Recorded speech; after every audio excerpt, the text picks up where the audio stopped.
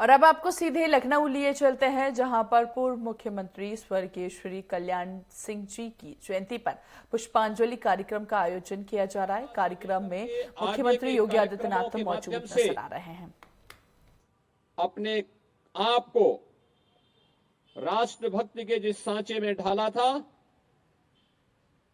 एक किसान के रूप में, एक शिक्षक के रूप में,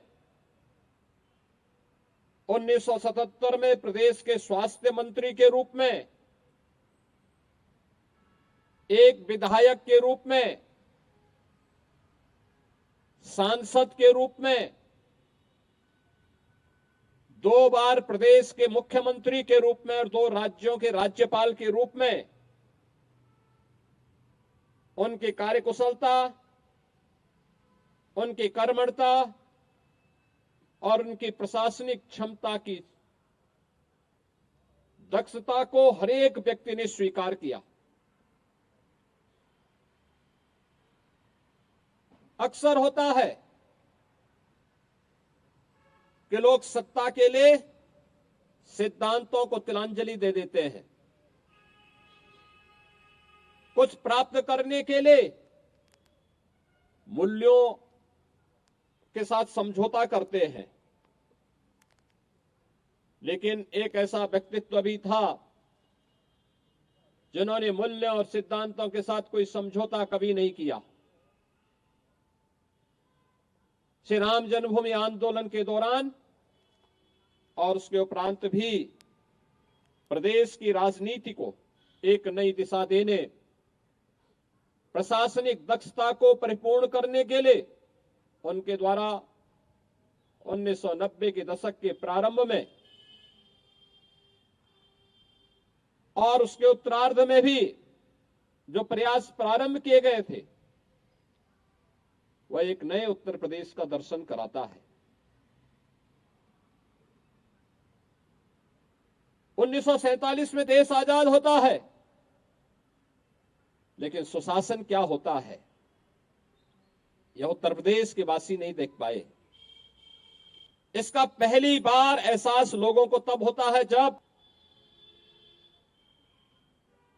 प्रदेश में स्वर्गीय कल्याण सिंह जी मुख्यमंत्री के रूप में शपथ ग्रहण करके अपनी शासन व्यवस्था को आगे बढ़ाते हैं। याद करिए, उस समय भी उन्हें अस्थिर करने के लिए किस प्रकार से झुंड के झुंड अव्यवस्था फैलाने के लिए उतारू हो गए थे, लेकिन उसकी परवाह किए बगैर उन्होंने अपनी सरकार को तिलांजलि दी श्री राम मंदिर निर्माण के लिए।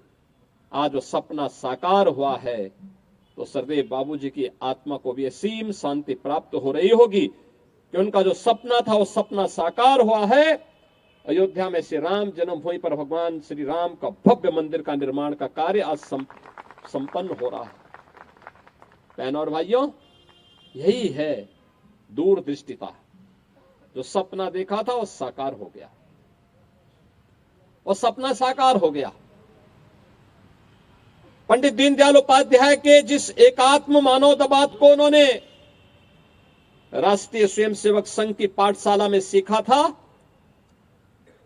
उसको जमीनी धरातल पर उतारने का काम भी किया। उस समय के अन्नदाता किसानों के लिए उनके द्वारा घोषित योजनाएं हो, नकल विहीन परीक्षा के माध्यम से उत्तर प्रदेश के युवाओं के भविष्य को उज्जवल करने के उनके द्वारा चलाए गए अभियान का हिस्सा हो, या शासन की शुचिता और पारदर्शिता कैसे होनी चाहिए, यह भी लोगों के लिए उदाहरणीय है, अनुकरणीय है। और इसलिए आज के इस अवसर पर जब सरदेव बाबूजी की आज हम पावन जयंती के अवसर पर यहां एकत्र हुए हैं,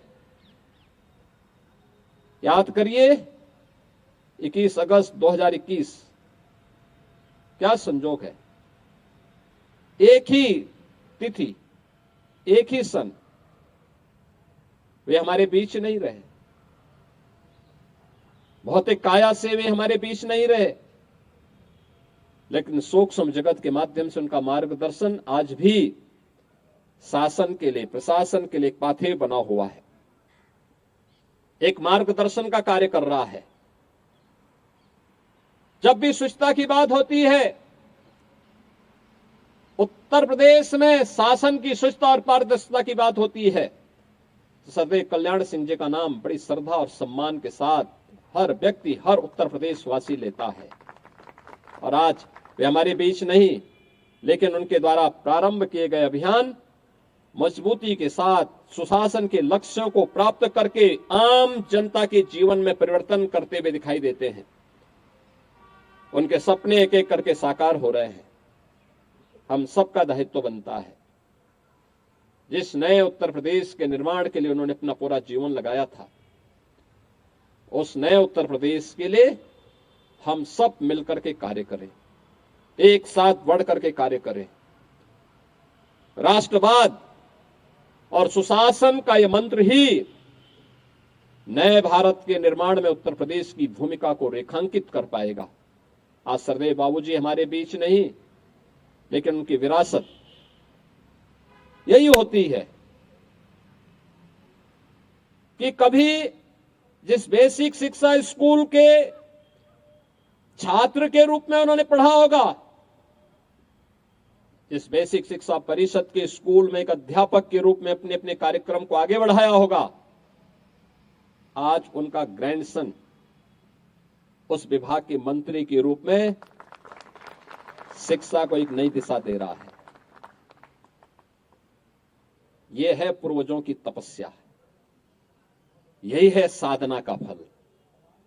वह फलीभूत होगा अगर सही मन से और सही दिशा में उसके द्वारा प्रयास किए गए हैं, तो उसके परिणाम अवश्य आएंगे। और आज वह सब दृश्य देख करके हम लोगों को भी प्रसन्नता की अनुभूति होती है। मैं आज के इस अवसर पर एक बार फिर से सरदेव बाबूजी की पावन जयंती के अवसर पर उनकी स्मृतियों को नमन करता हूं और विश्वास व्यक्त करता हूं कि उनके सपनों का उत्तर प्रदेश की 25 करोड़ जनता के जीवन में सुरक्षा और खुशहाली ला करके ही आगे बढ़ाया जा सकता है। आज के इस अवसर पर मैं आयोजकों को इस कार्यक्रम के लिए हृदय से धन्यवाद देता हूं और विश्वास व्यक्त करता हूं कि सरदेव बाबूजी की स्मृति को इसी रूप में, जैसे लखनऊ में प्रदेश सरकार ने अत्याधुनिक कैंसर इंस्टीट्यूट का नाम सरदेव बाबूजी के नाम पर रखा है, बुलंदशहर के मेडिकल कॉलेज का नामकरण भी उनके नाम पर ही रखा गया है। ये जीवंतता आगे बनी रहनी चाहिए। इस विश्वास के साथ मैं उनके प्रति विनम्र श्रद्धांजलि अर्पित करता हूं। धन्यवाद। जय हिंद।